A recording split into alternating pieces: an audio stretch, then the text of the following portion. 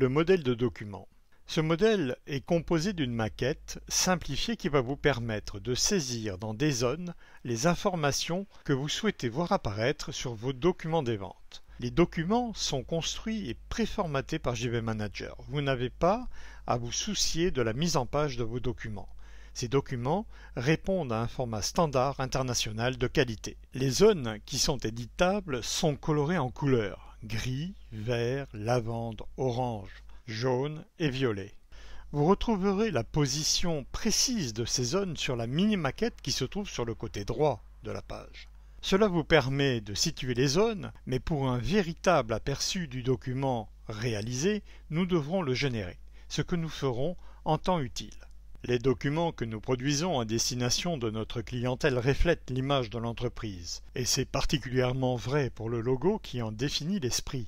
Pour insérer un logo dans votre document, vous devez d'abord en disposer, sinon le créer, pour que sa taille n'excède pas les dimensions qui sont indiquées dans le conteneur qui va le recevoir. Ce logo devrait être au format standard, JPEG ou bien PNG. J'ai préparé un logo pour mon entreprise et je l'ai placé sur le bureau de l'ordinateur afin de le retrouver facilement. Dans le conteneur, cliquez sur le bouton Modifier et sur le bouton Sélectionnez votre logo. À l'invite, localisez votre logo et cliquez sur Ouvrir. Le logo est maintenant installé dans son conteneur. Pour que votre action soit enregistrée, vous devez absolument cliquer sur le bouton Appliquer, sans quoi vous perdrez toute modification effectuée dans le modèle de document.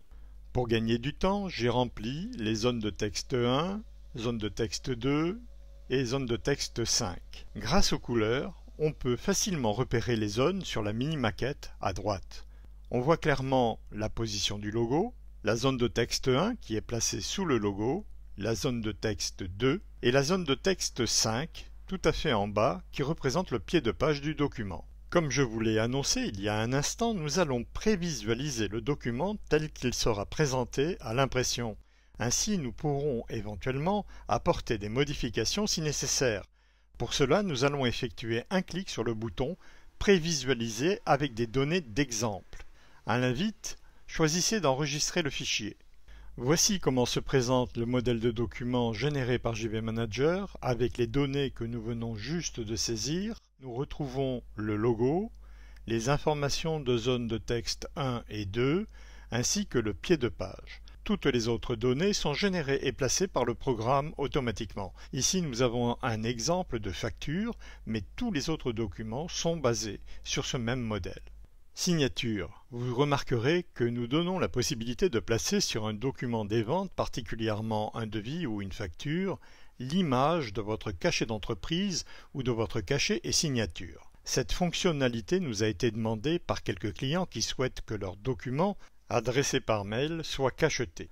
Cependant, nous attirons votre attention sur le fait que ce dispositif visuel n'est pas considéré comme une vraie signature numérique ou électronique, car vous ne pourrez pas garantir de cette manière l'intégrité du document ni authentifier son auteur d'une façon certaine. Pour que cela soit reconnu officiellement, vous devez passer par un service spécialisé dans l'authentification électronique des documents, et ces services se trouvent sur Internet et sont payants.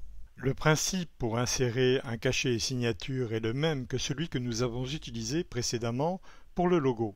Un clic sur Modifier, un clic pour sélectionner le fichier à intégrer. J'ai placé ce fichier sur le bureau, le voici, un clic sur Ouvrir. Et voici mon cachet et signature inséré dans son conteneur. Ce cachet apparaîtra sur tous les documents des ventes que je produirai.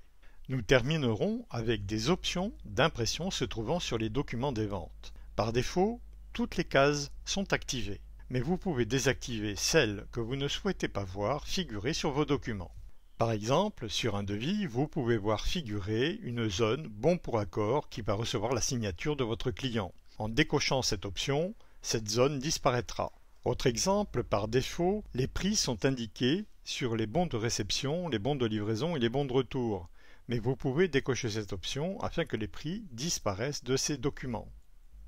Je terminerai cette leçon en vous rappelant que chaque modification que vous effectuez sur le modèle de document doit être suivie d'une confirmation sur le bouton Appliquer.